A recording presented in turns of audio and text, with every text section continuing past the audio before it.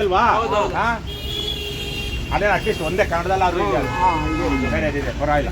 ಈ ಬೋರ್ಡ್ ಅವ್ರಿಗೆ ಹೇಳ್ಬೇಕು, ನಾವು ಕಿತ್ತಾಕೋದಲ್ಲ, ಅವರೇ ಕಿತ್ತಾಕ್ಬೇಕು.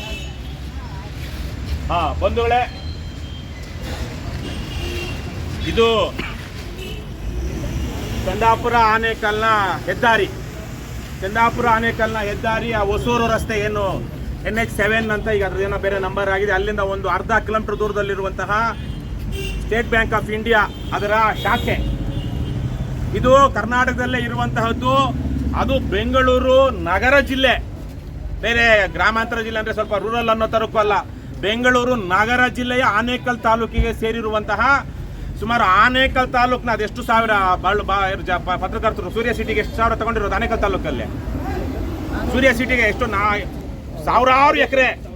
ಸಾವಿರಾರು ಎಕರೆ ಜಮೀನನ್ನ, ರೈತರ ಭೂಮಿಯನ್ನ ತಗೊಂಡು ಒಂದು ಸೂರ್ಯ ಸಿಟಿ ಅಂತ ಮಾಡಿರುವಂತಹ ಜಾಗದಲ್ಲಿರುವಂತಹ ಸ್ಟೇಟ್ ಬ್ಯಾಂಕ್ ಆಫ್ ಇಂಡಿಯಾದ ಶಾಖೆ. ಇಲ್ಲಿ ಇವತ್ತು ಇರುವಂತಹ ಕೆಲಸ ಮಾಡ್ತಿರುವಂತಹ ಸಿಬ್ಬಂದಿ ಮತ್ತು ಮ್ಯಾನೇಜರು ಅವರಿಗೆ ಕನ್ನಡ ಬರೋದಿಲ್ಲ. ಕನ್ನಡ ಬರದೇ ಇರೋದ್ರಿಂದಾಗಿ ಏನು ಸಮಸ್ಯೆ ಆಗುತ್ತೆ ಅಂತ ಎಲ್ರಿಗೂ ಗೊತ್ತಿದೆ. ಅವ್ರಿಗೆ ಕನ್ನಡ ಬರದೇ ಇರೋದ್ರಿಂದ ಇಲ್ಲಿ ಸ್ಥಳೀಯವಾಗಿ ಬ್ಯಾಂಕಲ್ಲಿ ಖಾತೆ ಇಟ್ಕೊಂಡಿರುವಂಥವ್ರಿಗೆ ಸರಿಯಾದ ಸೇವೆ ಸಿಗೋದಿಲ್ಲ. ಬೇರೆ ರಾಜ್ಯಗಳಿಂದ ಬಂದಿರುವಂಥವ್ರು ಹಿಂದಿ ಅಥವಾ ಇಂಗ್ಲೀಷ್ ಮಾತಾಡುವಂಥವ್ರಿಗೆ ಇಲ್ಲಿ ಸುಲಭವಾಗಿ ಏನು ಲೋನ್ ಸಿಗುತ್ತೆ, ಸೇವೆ ಸಿಗುತ್ತೆ. ಆದರೆ ಸ್ಥಳೀಯರು ಲಕ್ಷಾಂತರ ರೂಪಾಯಿ, ಕೋಟ್ಯಾಂತರ ರೂಪಾಯಿ ವ್ಯವಹಾರ ಮಾಡುವಂಥ ಸ್ಥಳೀಯರೇ ಇಲ್ಲಿ ಬ್ಯಾಂಕ್ ಮ್ಯಾನೇಜರ್ ಹತ್ರ ಹೋಗಿ ನಮ್ಗೆ ಯಾವುದೋ ಒಂದು ಉದ್ಯಮಕ್ಕೆ ನಮಗೆ ಏನು ಅನುಕೂಲ ಮಾಡಿಕೊಡಿ, ಲೋನ್ ಕೊಡಿ ಅಂದರೆ ಅವರು ಅದನ್ನು ಹೇಳಲಾರದಂಥ ಸ್ಥಿತಿಯಲ್ಲಿ ಅವರಿಗೆ ಇಲ್ಲಿ ಸೇವೆ ಸಿಗೋದಿಲ್ಲ. ಇದನ್ನು ಇವತ್ತು ಇಲ್ಲಿ ಸ್ಥಳೀಯರು ಒಬ್ಬರು ಪತ್ರಕರ್ತರು ಅವರೇ ಬರೆದಿದ್ರು. ನೀವೆಲ್ಲ ಪತ್ರಕರ್ತರು ಇದ್ದೀರಾ, ನಿಮಗೆಲ್ಲ ಗೊತ್ತು.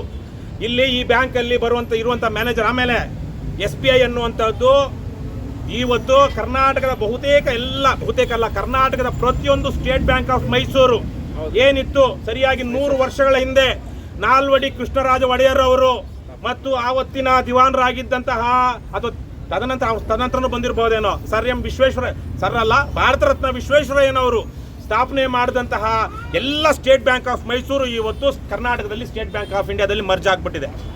ನಮ್ಮ ಯೂನಿಯನ್ ಗೌರ್ಮೆಂಟ್, ಭಾರತ ಒಕ್ಕೂಟ ಸರ್ಕಾರ ಏನು ಮಾಡಿದೆ ಅಂದರೆ ಕರ್ನಾಟಕದಲ್ಲೇ ಹುಟ್ಟಿ ಬೆಳೆದಂತಹ ಸ್ಟೇಟ್ ಬ್ಯಾಂಕ್ ಆಫ್ ಮೈಸೂರು ಜೊತೆಗೆ ಕೆನರಾ ಬ್ಯಾಂಕ್ ಅಲ್ಲ, ಅದು ಸಿಂಡಿಕೇಟ್ ಬ್ಯಾಂಕ್ನ ತಗೊಂಡೋಗಿ ಅದನ್ನು ಮರ್ಜ್ ಮಾಡಿದೆ, ಕಾರ್ಪೊರೇಷನ್ ಬ್ಯಾಂಕ್ ಮರ್ಜ್ ಮಾಡಿದೆ, ವಿಜಯ ಬ್ಯಾಂಕ್ ಮರ್ಜ್ ಮಾಡಿದೆ. ಈ ಥರ 4-5 ಬ್ಯಾಂಕ್ಗಳನ್ನ, ಅದು ವಿಜಯ ಬ್ಯಾಂಕ್ ಅಂತ ಕನ್ನಡದಲ್ಲಿದ್ದಂಥ ಕನ್ನಡಿಗರೇ ಸ್ಥಾಪನೆ ಮಾಡಿದಂಥ ಯಾರೋ ಶೆಟ್ಟಿ ಅನ್ಸುತ್ತೆ, ಅವ್ರು ಮಾಡಿದಂಥ ಬ್ಯಾಂಕ್ ಇವತ್ತು ಬ್ಯಾಂಕ್ ಆಫ್ ಬರೋಡಾ ಆಗಿದೆ. ಕಾರ್ಪೊರೇಷನ್ ಬ್ಯಾಂಕ್ ಇನ್ಯಾವುದಕ್ಕೂ ಯೂನಿಯನ್ ಬ್ಯಾಂಕ್ ಇರಬೇಕು, ಯೂನಿಯನ್ ಬ್ಯಾಂಕ್ ಆಗಿದೆ. ಮತ್ತೆ ಸಿಂಡಿಕೇಟ್ ಬ್ಯಾಂಕ್ ಅದು ಕೆನರಾ ಬ್ಯಾಂಕ್ ಆಗಿದೆ. ಅದು ಅಟ್ಲೀಸ್ಟ್ ಕನ್ನಡಿಗರ ಹತೋಟಿಯಲ್ಲೇ ಇದೆ, ಅಂದರೆ ಹತೋಟಿ ಅಂದರೆ ಅದೇ ಹೆಸರಲ್ಲಿದೆ.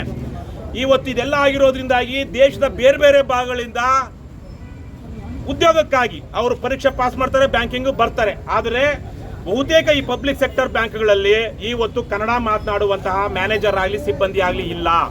ಅದರಿಂದಾಗಿ ಸ್ಥಳೀಯರು ತಮ್ಗೆ ಯಾವುದೋ ಒಂದು ಉದ್ಯಮಕ್ಕೋ ಇನ್ನೊಂದಕ್ಕೋ ಲೋನ್ ತಗೊಳ್ಬೇಕು ಅಥವಾ ಯಾವುದೋ ಒಂದು ಸೇವೆ ಪಡಿಬೇಕು, ಸೇವಿಂಗ್ಸ್ ಮಾಡಬೇಕು ಅಂದ್ರೂ ಜೊತೆಗೆ ಇನ್ನೊಬ್ಬನ ಇಟ್ಕೊಂಡು ಹೋಗ್ಬೇಕು.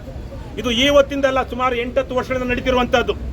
ಮತ್ತೆ ಕರ್ನಾಟಕ ರಾಷ್ಟ್ರ ಸಮಿತಿ ಪಕ್ಷ 2020ರಲ್ಲಿ, ಇವತ್ತಲ್ಲ 2020ರಲ್ಲಿ 20 ಆಗಸ್ಟ್ ಸೆಪ್ಟೆಂಬರ್ನಲ್ಲಿಯೇ ನಮ್ಮೂರ ಬ್ಯಾಂಕ್ಗಳಲ್ಲಿ ಕನ್ನಡ ಏನದು ನಮ್ಮೂರ ಬ್ಯಾಂಕ್ಗಳಲ್ಲಿ ಕನ್ನಡ ಅಂತ ಅಭಿಯಾನವನ್ನ ಮಾಡ್ತು. ಇದೇ ನಮ್ಮ ಆನಂದ್ ಅವರು ಅದರದ್ದು ಒಂದಷ್ಟು ಉಸ್ತುವಾರಿಯನ್ನು ವಹಿಸ್ಕೊಂಡಿದ್ರು. ನಮ್ಮ ಮಂಜುನಾಥ್ ಎಸ್ ಜೀವನ್ನು ಸೇರಿದಂತೆ ನಮ್ಮ ಪಕ್ಷದ ಮುಖಂಡಗಳು ಬೆಂಗಳೂರಿನಲ್ಲಿ 10 ಕಡೆಗಳಿಗೆ ಹೋಗಿ ದೊಡ್ಡ ಅವರೇನು ಬ್ಯಾಂಕ್ನ ಉನ್ನತ ವ್ಯವಸ್ಥಾಪಕರ ಹತ್ರಕ್ಕೆಲ್ಲ ಹೋಗಿ ಪತ್ರ ವ್ಯವಹಾರ ಮಾಡಿ ಕೊಡಿ ಅಂತ ಕೇಳಿದ್ರು. ಇವತ್ತು ನಾನು ಕನ್ನಡಿಗರಿಗೆ ಅಭಿನಂದಿಸ್ತೀನಿ, ಮತ್ತು ವಿಶೇಷವಾಗಿ ಕನ್ನಡದ ಸಾಹಿತಿ ಭಾನು ಮುಷ್ತಾಕ್ರವರಿಗೆ ಅಭಿನಂದಿಸ್ತೀನಿ. ಇವತ್ತು ವಿಶ್ವವಿಖ್ಯಾತ ಒಂದು ಲಿಟ್ರರಿ ಏನು ಅವಾರ್ಡ್ ಇದೆ, ಬುಕ್ಕರ್ ಪ್ರೈಸ್ ಅಂತ, ಅದನ್ನು ಕನ್ನಡದ ಲೇಖಕಿ ಭಾನು ಮುಷ್ತಾಕ್ ಅವರು ಕನ್ನಡದಲ್ಲಿ ಬರೆದಿರುವಂಥ ಕಥಾ ಸಂಕಲನದ ಇಂಗ್ಲಿಷ್ ಅನುವಾದ ಅದಕ್ಕೆ ಸಿಕ್ಕಿದೆ. ಇಂತಹ ಒಂದು ಕನ್ನಡದ ಸಾಹಿತ್ಯದ ಹಿರಿಮೆ ಗರಿಮೆ ನಮಗೆಲ್ಲ ಗೊತ್ತಿದೆ, ಸಾವಿರಾರು ವರ್ಷಗಳ ಇತಿಹಾಸ ಇರುವಂಥದ್ದು. ಅದರ ಜೊತೆಗೆ 2 ಜ್ಞಾನಪೀಠ ಪ್ರಶಸ್ತಿ ಪುರಸ್ಕೃತರನ್ನ, ಕನ್ನಡದ ಕುಲನಾಯಕರಲ್ಲಿ ಒಬ್ಬರಾದಂಥ ಕುವೆಂಪುರವರನ್ನು ಕೊಟ್ಟಂತಹ ತೀರ್ಥಹಳ್ಳಿ, ಆ ತೀರ್ಥಹಳ್ಳಿಯಲ್ಲಿರುವಂಥ ಕೆನರಾ ಬ್ಯಾಂಕಿನ, ಬೇರೆ ಯಾವುದೋ ಬ್ಯಾಂಕ್ ಅಲ್ಲ, ಕೆನರಾ ಬ್ಯಾಂಕಿನ ಮ್ಯಾನೇಜರ್ಗೆ ಕನ್ನಡ ಬರೋದಿಲ್ಲ, ಕನ್ನಡದಲ್ಲಿ ಸೇವೆ ಕೊಡೋದಿಲ್ಲ ಅಂತ ಅವರು ಅಲ್ಲಿಯ ಸ್ಥಳೀಯರು ನಮಗೆ ಹೇಳಿದ್ರಿಂದ 2022 2 ವರ್ಷಗಳಿಂದ ನವೆಂಬರ್ ರಾಜ್ಯೋತ್ಸವ ಮಾಸದಲ್ಲಿ ಕನ್ನಡೋತ್ಸವ ಅಂತ ಕಾರ್ಯಕ್ರಮದಲ್ಲಿ ಸ್ವತಃ ನಾನು ಹೋಗಿ ನಮ್ಮ ಪಕ್ಷದ ಸೈನಿಕರ ಜೊತೆಗೆ ಸ್ಥಳೀಯರನ್ನು ಕರ್ಕೊಂಡು ಹೋಗಿ ನಾವು ತೀರ್ಥಹಳ್ಳಿಯ ಕೆನರಾ ಬ್ಯಾಂಕ್ ಮುಂದೆ ಇದೇ ಥರ ನಿಂತು ನೀವು ಈ ಮ್ಯಾನೇಜರ್ ಬದಲಾಗಬೇಕು, ಕನ್ನಡ ಬರೋರ್ನ ಇಲ್ಲಿ ಹಾಕಬೇಕು, ಅಥವಾ ಬೇರೆ ಕಡೆಯಿಂದ ಬಂದಿರ್ತಾರೆ ಕನ್ನಡ ಕಲೀಲಿ. ಈಗ IAS IPS ಆಫೀಸರ್ಗಳು ಅವ್ರು 3 ತಿಂಗಳಲ್ಲಿ ಪರ್ಮಿಷನ್ ತಗೊಳ್ಬೇಕು. ಏನು 3 ತಿಂಗಳು 6 ತಿಂಗಳು ಅವ್ರ ಸಮಯ ಇರುತ್ತೆ. ಕನ್ನಡ ಪಾಸ್ ಆಗಬೇಕು, ಕನ್ನಡ ಓದು ಬರಬೇಕು ಅವ್ರಿಗೆ. ನಮ್ಮದೇ ಕರ್ನಾಟಕದವರು ಒಬ್ರು IPS ಆಗಿದ್ರು ತಮಿಳ್ನಾಡಲ್ಲಿ. ಒಂದು 2-3 ವರ್ಷಗಳಿಂದ ಅವರು ಸೂಸೈಡ್ ಮಾಡ್ಕೊಂಡ್ರು, ರಿವಾಲ್ವರಲ್ಲಿ ಗುಂಡೋಡ್ಕೊಂಡು. ಮಂಡ್ಯದವರು. ಯಾಕೆ 7-8 ವರ್ಷ ಆಗಿದ್ರು ಅವರಲ್ಲಿ ತಮಿಳಲ್ಲಿ ಬರವಣಿಗೆ ಮಾತು ಬರ್ತಾ ಇರ್ಲಿಲ್ವ ಅಂತ ಏನು ಅಂತೇಳಿ ಅವರು ತಮಿಳ್ ಪಾಸ್ ಆಗದೆ ಇದ್ರಿಂದ ಅವರು ಡೆಪ್ಯುಟೇಷನ್ ಮೇಲೇನೆ ಇದ್ರು. ಅವರು SP ಆಗಿದ್ದವರು DIG ಆಗಬೇಕಾಗಿತ್ತು, DGP ಏನೋ ಆಗಬೇಕಾಗಿತ್ತು, DIG ಎಲ್ಲ DGP ಏನೋ ಆಗಬೇಕಾಗಿತ್ತು. ಅವ್ರಿಗೆ ಪ್ರಮೋಷನ್ನೇ ಸಿಗಲಿಲ್ಲ. ಈ ತರಹದ ಕಾನೂನುಗಳಿವೆ. ಏನು IAS IPS ಆಫೀಸರ್ಗಳು ಸಹ ಕನ್ನಡ ಕಲಿಬೇಕು ಅಂತ. ಆದರೆ ಇವತ್ತು ಬಹುತೇಕ IAS IPS ಆಫೀಸರ್ಗಳು ಕೇರೆ ಮಾಡೋದಿಲ್ಲ. ಯಾಕಂದರೆ ಬಹುತೇಕರು ಪ್ರಭಾವಶಾಲಿಗಳು ಬೆಂಗಳೂರಲ್ಲಿ ಇರ್ತಾರೆ. ಬೆಂಗಳೂರಲ್ಲೇನು ಎಲ್ಲ ಶ್ರೀಮಂತರು ಬೇರೆ ಬೇರೆ ರಾಜ್ಯಗಳಿಂದ ಬಂದಿರೋರ ಹತ್ರನೇ ಅವ್ರ ವ್ಯವಹಾರಗಳಿರುತ್ತೆ. ಅದೇ ರೀತಿಯಲ್ಲೇ ಇಲ್ಲಿ ಕರ್ನಾಟಕಕ್ಕೆ ಬಂದಿರೋರು ಸಹ ಅವ್ರು ಕನ್ನಡ ಪಾಸ್ ಆಗಬೇಕು ಅಂತ ಇರುತ್ತೆ ಬ್ಯಾಂಕ್ ಮ್ಯಾನೇಜರ್ಗಳು. ಆದರೆ ಈ ಕೊಬ್ಬಿದ ಜನ ಯಾವುದೂ ಮಾಡ್ತಾ ಇಲ್ಲ. ಕೇವಲ 32-37% ಅಷ್ಟೇ ಮಾತೃಭಾಷೆ ಹಿಂದಿ ಇರುವಂಥವ್ರು ನಮ್ಮ ದೇಶದಲ್ಲಿ. 46-47% ಹಿಂದಿ ಬರುವಂಥವ್ರು. ಅಂದರೆ ನನಗೂ ಸ್ವಲ್ಪ ಅಷ್ಟೋ ಹಿಂದಿ ಬರುತ್ತೆ. ಜಾತಿ ಹೂ ಅಂತ ಸ್ವಲ್ಪ ಅದು ಸ್ತ್ರೀಲಿಂಗ ಪುಲ್ಲಿಂಗ ಸ್ವಲ್ಪ ಬದಲಾವಣೆ ಆದ್ರೂ ಏನೋ ಒಂದಷ್ಟು ಮ್ಯಾನೇಜ್ ಮಾಡ್ಬೋದು. ಈ ಥರ ಇರುವಂಥವ್ರು 44%. ಇನ್ನು 56% ಹಿಂದಿ ಭಾರತ ದೇಶದವ್ರು. ಅವ್ರು ಭಾರತೀಯರಲ್ವಾ, ಭಾರತದವರಲ್ವಾ. ಆದರೆ ವಿಶೇಷವಾಗಿ ಹಿಂದಿ ಭಾಷೆಗಳು ಉತ್ತರ ಭಾರತೀಯರು ಹಿಂದಿ ಹಮಾರ ರಾಷ್ಟ್ರ ಭಾಷಾ ಅಂತಾರೆ. ಕನ್ನಡ ಭೀ ಹಮಾರ ರಾಷ್ಟ್ರ ಭಾಷಾ ಹೈ. ಕನ್ನಡ, ತೆಲುಗು, ತಮಿಳು ಸಬ್ 14 ಭಾಷೆಗಳಿಂದ ಅವೆಲ್ಲ ರಾಷ್ಟ್ರ ಭಾಷೆಗಳೇ.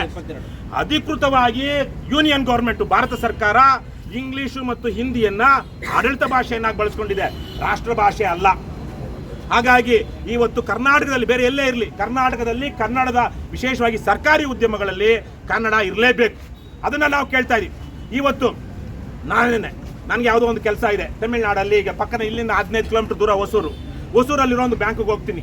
ಅಲ್ಲಿ ಅವ್ರಿಗೆ ಕನ್ನಡ ಬರೋದಿಲ್ಲ. ನಾನೇನು ಮಾಡ್ತೀನಿ, ನಮ್ಮ ಆರೋಗ್ಯ ಸ್ವಾಮಿ ಅಂತವ್ರದ್ದು ಇನ್ಯಾರೋ ತಮಿಳು ಬರೋಂಥವ್ರದ್ದು ಯಾರು ಇದ್ರೆ ಬನ್ನಿ ಆರೋಗ್ಯ ಸ್ವಾಮಿ, ನನಗೆ ಮ್ಯಾನೇಜರ್ ಜೊತೆ ಮಾತಾಡೋಕ್ಕಾಗಲ್ಲ, ನನಗೂ ಇಂಗ್ಲೀಷ್ ಬರಲ್ಲ, ಹಿಂದಿನೂ ಬರೋದಿಲ್ಲ, ಅಥವಾ ತಮಿಳು ಬರೋದಿಲ್ಲ, ನಿಮಗೆ ತಮಿಳು ಬರುತ್ತಲ್ಲ, ನಾನು ತಮಿಳಲ್ಲಿ ಮಾತಾಡ್ತೀನಿ, ನಾನು ಕನ್ನಡದಲ್ಲಿ ಮಾತಾಡ್ತೀನಿ, ನೀವು ತಮಿಳನ್ನ ಅವ್ರಿಗೆ ಭಾಷಾಂತರ ಮಾಡಿ. ಯಾಕೆ ನನಗೆ ಅನಿವಾರ್ಯ, necessity, it's A necessity for me.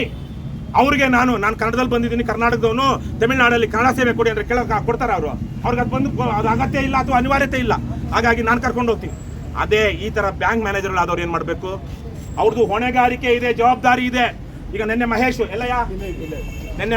10:30 ಹೋಗಿ ಬ್ಯಾಂಕಲ್ಲಿ ಯಾರೂ ಇಲ್ಲ. ಅವರು ನೆನ್ನೆ ಯಾವುದೋ ಒಂದು ಗಾಡಿ ಶೋರೂಮ್ಗೆ ದುಡ್ಡು ಕಟ್ಟೋದಕ್ಕೆ 15 ಲಕ್ಷ, ಸಣ್ಣ ಪುಟ್ಟ ದುಡ್ಡು ಅಲ್ಲ ಅದು, 15 ಲಕ್ಷ ರೂಪಾಯಿ ಟ್ರಾನ್ಸ್ಫರ್ ಮಾಡಿಸ್ಬೇಕು ಅಂತ ಹೋಗಿದ್ದಾಗ ಅವ್ರಿಗೆ ಈಕೆ ಇಲ್ಲಿರುವಂಥ ಮ್ಯಾನೇಜರ್, ಅವ್ರ ಹೆಸರು ಗೊತ್ತಿಲ್ಲ, ಏನೂ ಇಲ್ಲ, ದಿಮಾಕಿನ ಹೆಣ್ಮಗಳು, ಆಕೆ ದಬ್ಬಾಳಿಕೆ ನೀವೆಲ್ಲ ನೋಡಿದ್ರೆ ಏನು ಮಾಡಬೇಕಾಗ?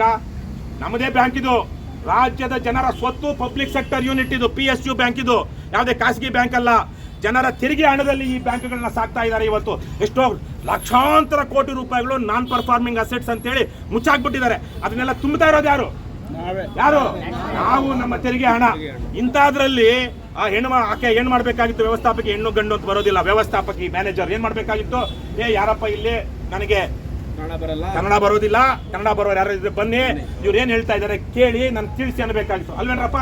ಅದು ಮರ್ಯಾದೆ, ಜವಾಬ್ದಾರಿ, ಕೇವಲ ಗೌರವಯುತ ನಡವಳಿಕೆ ಅಲ್ಲ, ಜವಾಬ್ದಾರಿ. ಹೌದು, ಮೈ ಸೀಕ್ ರಹಾ ಹೂಂ, ನಾನು ಕಲಿತೀನಿ. ಇವತ್ತು ಸ್ವಲ್ಪ ತಡ ಆಗಿದೆ, ದಯವಿಟ್ಟು ನೀವೇನಿದೆಯೋ 1 ಮಿನಿಟ್ ರುಕೋ ಹೇಳ್ಬೋದಲ್ಲ, 1 minute please, 1 minute, give me 1 minute ಅಂತೇಳಿ ಯಾರನ್ನ ಕರೆದು ಮಾಡ್ಬೋದಿತ್ತಲ್ಲ. ಯಾವುದೂ ಮಾಡಿಲ್ಲ. ಯಾವುದು ಮಾಡಿದ್ರ ಇಲ್ಲಿರುವಂತ ಆಕೆ ಏನ್ ದಬ್ಬಾಳಿಕೆ ಏನ್ ಹೇಳಿರೋದು? ನಾನು ಮಾತಾಡೋದಿಲ್ಲ ಅಂತ.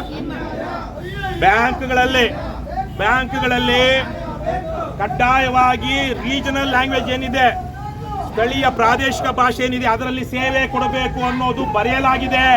ಅದು ನಿಯಮ ಇದೆ, ನಿಯಮಗಳಿದೆ. ನಾವೇನು ನಿಯಮ ಬಾಹಿರವಾಗಿ ಕೇಳ್ತಾ ಇಲ್ಲ, ನಿಯಮ ಇದೆ. ಆದ್ರೆ ಆಕೆ ನಾನು ಕನ್ನಡ ಬರೋದಿಲ್ಲ, ಕನ್ನಡ ಮಾತಾಡೋದಿಲ್ಲ ಅಂತ. ಇದಕ್ಕೇನ್ ಮಾಡ್ಬೇಕೀಗ?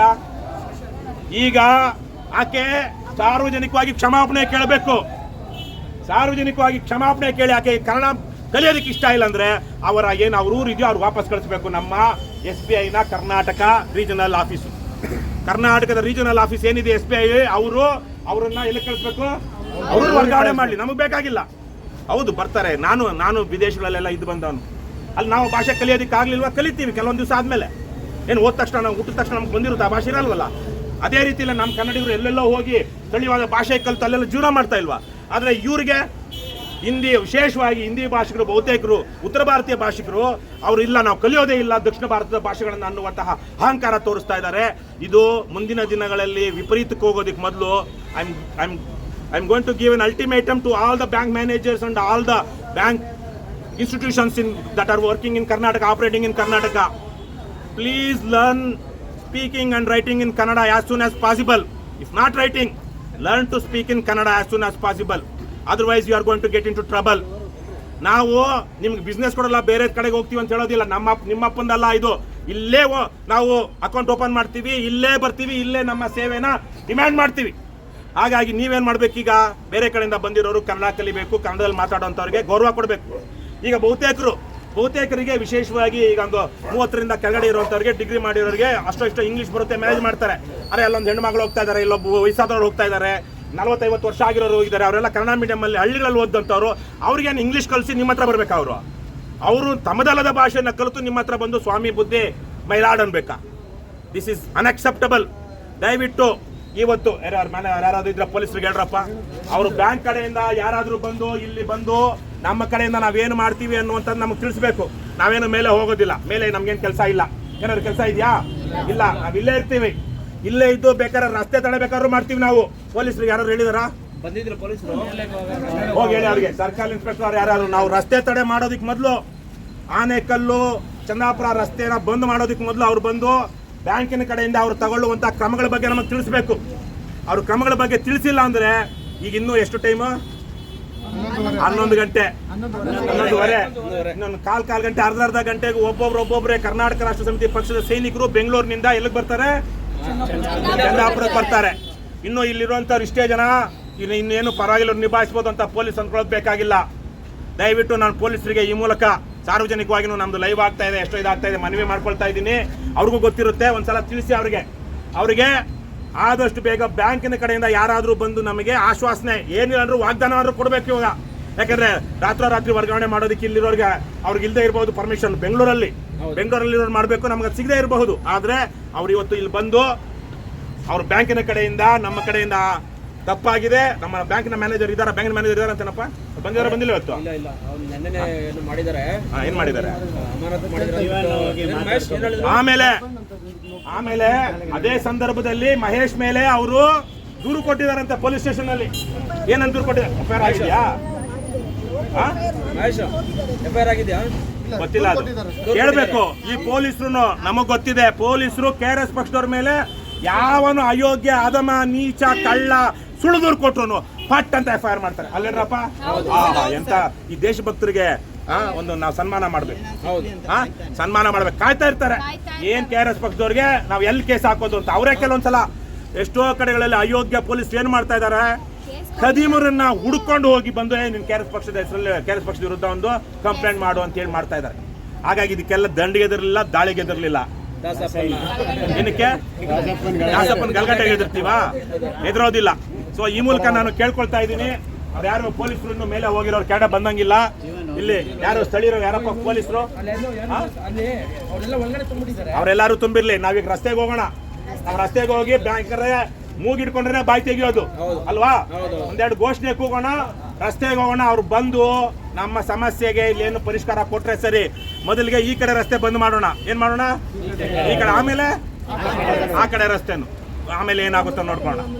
ಸಿರಿಗನ್ನಡಂ ಗೆಲ್ಗೆ, ಸಿರಿಗನ್ನಡಂ ಗೆಲ್ಗೆ, ಸಿರಿಗನ್ನಡಂ ಗೆಲ್ಗೆ, ಕರ್ನಾಟಕ ರಾಷ್ಟ್ರ ಸಮಿತಿ ಪಕ್ಷಕ್ಕೆ, ಕರ್ನಾಟಕ ಮಾತೆಗೆ, ಭ್ರಷ್ಟರೇ, ನಾಡ ಪ್ರೇಮಿಗಳೇ, ಲಂಚ ಮುಕ್ತ ಕರ್ನಾಟಕ, ಭ್ರಷ್ಟಾಚಾರ ಮುಕ್ತ ಕರ್ನಾಟಕ, ಬಸವಣ್ಣನ ಕಲ್ಯಾಣ ಕರ್ನಾಟಕ, ಕುವೆಂಪುರವರ ಸರ್ವೋದಯ ಕರ್ನಾಟಕ, ಕರ್ನಾಟಕ ರಾಷ್ಟ್ರ ಸಮಿತಿ ಪಕ್ಷಕ್ಕೆ, KRS ಪಾರ್ಟಿಗೆ. ಆಮೇಲೆ ಇನ್ನೊಂದು ವಿಚಾರ, ಇದು ನನ್ನದೇ ಊರು. ನಾವು ಇಲ್ಲೇ ಹುಟ್ಟಿ ಬೆಳೆದವನ್ನ, ಬೊಮ್ಮಸಂದ್ರ, ಚಂದಾಪುರ. ನಮ್ಮ ಜೀವನ ಎಲ್ಲ ಬಹುತೇಕವಾಗಿ ನಾನು ದೇಶ ಬಿಟ್ಟು ಅಥವಾ ಬೇರೆ ಕಡೆ ಹೋಗೋದಕ್ಕೆಲ್ಲ ಇಲ್ಲೇ ಇದ್ದಿದ್ದು. ನಮ್ಮದೇ ಊರಿನಲ್ಲೇ ಬಂದು, ಅದು ಬೇರೆ ಯಾರು ಅಲ್ಲ, ನಮ್ಮ ಪಕ್ಷದ ಸೈನಿಕನ ಮೇಲೇನೆ ಇವರು ಈ ತರಕ್ಕೆ ಮಾತಾಡಿದ್ರೆ ಬಿಟ್ರೆ ನಿಮ್ಗೆಲ್ಲ ಅವಮಾನ ಅಲ್ವೇನ್ರಪ್ಪ? ಯಾರಿಗ ಅವಮಾನ ಆಗ್ಲನ್ರಿ? ಯಾರಿಗ ಜಾಸ್ತಿ ಅವಮಾನ? ನನಗಲ್ಲ ಅದು ಯಾರಿಗೆ? ನಮ್ಗೆ ನಾವ್ ಎಂತೆಂತ ಅವಮಾನನೂ ಅನ್ಕೊಳ್ತಿದೀವಿ. ಯಾವ ಮಹಾ ಜಾಸ್ತಿ ಯಾರಿಗ ಅವಮಾನ? ಸೈನಿಕರಿಗೆ. ಹಾಗಾಗಿ ನಾನಂತೂ ಅವಮಾನ ಸಹಿಸ್ಕೊಳ್ತೀನಿ. ನೀವು ರಸ್ತೆಗೆ ಹೋಗೋಣ.